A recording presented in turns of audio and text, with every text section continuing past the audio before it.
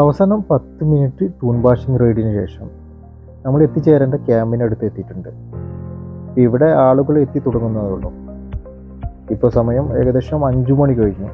അതുകൊണ്ട് തന്നെ ഇവിടെ സ്പെൻഡ് ചെയ്യാൻ നമുക്ക് ഒരുപാട് സമയം ലഭിക്കുന്നു. അപ്പോൾ വെറുതെ ഇരിക്കണ്ട എന്ന് കരുതി ഞങ്ങളെല്ലാവരും കൂടി നടക്കാൻ തീരുമാനിച്ചു. അപ്പോൾ നമ്മൾ ക്യാമ്പ് സ്ഥിതി ചെയ്യുന്ന അതിൻ്റെ ബാക്ക് സൈഡിലായി. അപ്പോൾ ഇവിടെ നമുക്ക് ഒരു ഒട്ടകക്കൂട്ടം ക്ഷമിക്കുന്ന ഒരു കാഴ്ച നമുക്കിവിടെ കാണാം. അതുപോലെ തന്നെ അതിൻ്റെ തൊട്ടടുത്തായി ഒരു ടെൻറ്റ് നമുക്ക് കാണാം. ഈ ഒട്ടകക്കൂട്ടങ്ങൾ സംരക്ഷിക്കുന്ന ജോലിക്കാർ താമസിക്കുന്ന ടെൻറ്റുകളാണ് അവ.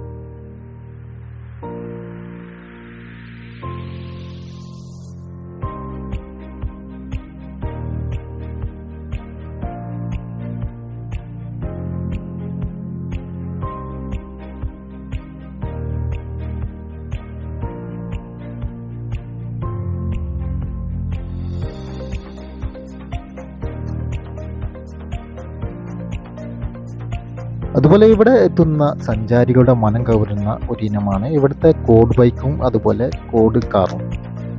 4 പേരിരിക്കുന്ന കോഡ് കാറിന് ഇവിടെ 800 ദിർഹംസാണ് ചാർജ് ഈടാക്കുന്നത്. അതുപോലെ 2 പേർക്ക് യാത്ര ചെയ്യാവുന്ന കോഡ് ബൈക്കിന് ഇവിടെ 300 ദിർഹംസാണ് ചാർജ് ഈടാക്കുന്നത്.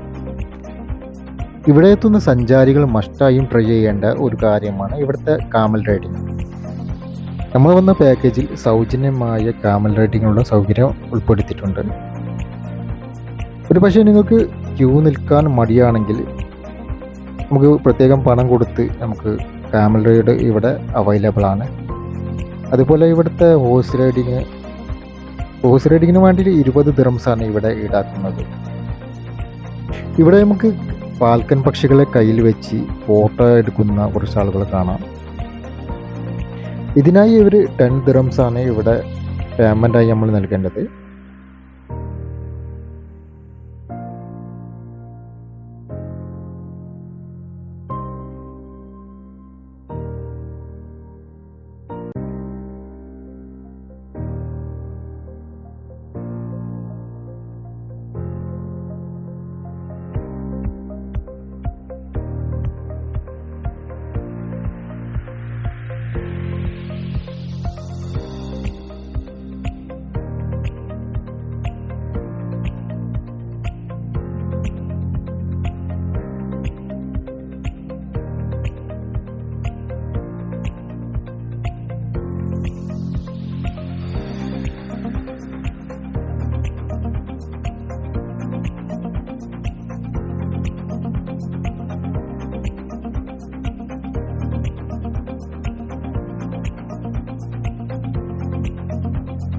കുതിര സവാരി കണ്ടപ്പോൾ എനിക്കൊരു മോഹം കുതിരപ്പുറത്ത് കയറാൻ.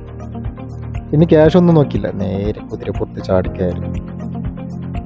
സത്യം പറഞ്ഞാൽ ജീവിതത്തിൽ ആദ്യമായിട്ടാണ് കുതിരപ്പുറത്ത് കയറുന്നത്. അപ്പം അതിൻ്റെ ഒരു ത്രില്ലിലാണ് ഞാൻ.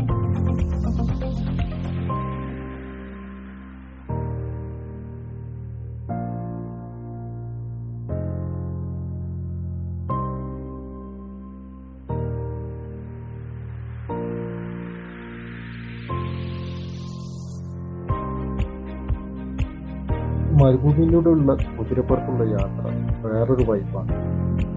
സത്യം പറഞ്ഞാൽ വളരെ എൻജോയ് ചെയ്യാൻ പറ്റും.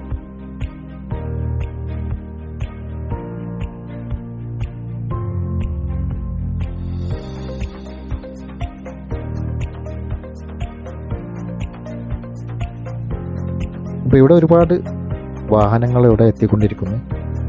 അപ്പം നമ്മളെ പോലെ തന്നെ അത് ഒരുപാട് ആളുകളെ ഇവിടെ സഞ്ചാരികളായി ഇവിടെ എത്തുന്നുണ്ട്.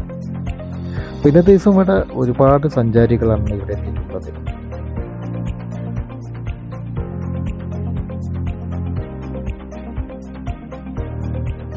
നിങ്ങളൊരു പക്ഷേ ഡെസേർട്ട് സഫാരി യാത്ര ചെയ്യാൻ ഉദ്ദേശിക്കുന്ന ആളുകളാണ് സൺഡേ അതുപോലെ മറ്റു പൊതു അവധി ദിവസങ്ങൾ തിരഞ്ഞെടുക്കരുത്. അത് പറയാനുള്ള കാരണം അത്തരം ദിവസങ്ങളിൽ ഇവിടെ വളരെ റഷ് കൂടുതലാവും. അതിനു പകരം മറ്റുള്ള ദിവസങ്ങളിൽ ഇവിടെ വന്നാൽ നിങ്ങൾക്ക് വളരെ എൻജോയ് ചെയ്യാൻ കഴിയും.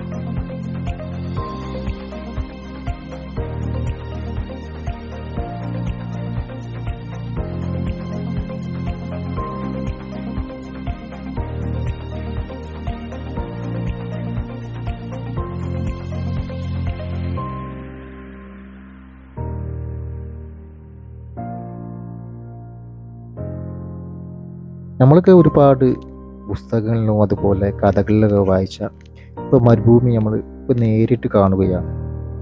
സത്യം പറഞ്ഞാൽ ഇതിലൂടെ നടക്കുക എന്നത് വളരെ പ്രയാസകരമായ ഒരു കാര്യമാണ്.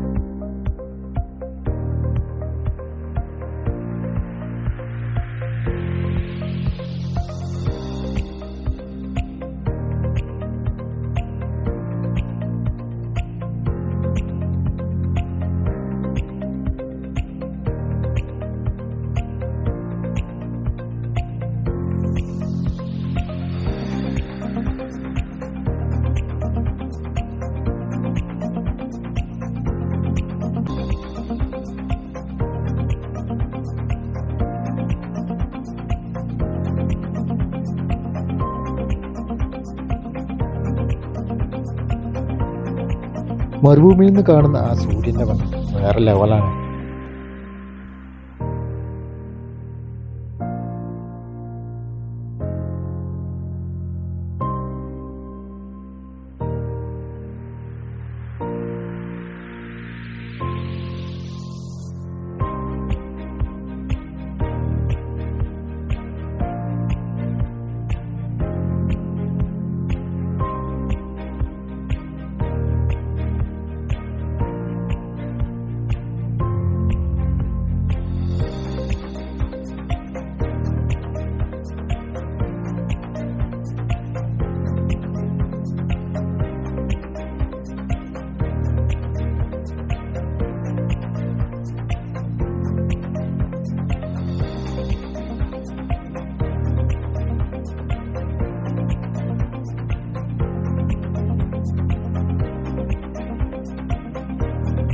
ഇവിടെ നിൽക്കുമ്പോൾ ദൂരെ ദിക്കിൽ നിന്ന് സഞ്ചാരികളെ കൊണ്ട് ചീറിപ്പാഞ്ഞു വരുന്ന ഒരുപാട് വാഹനങ്ങൾ ഇവിടെ കാണാം.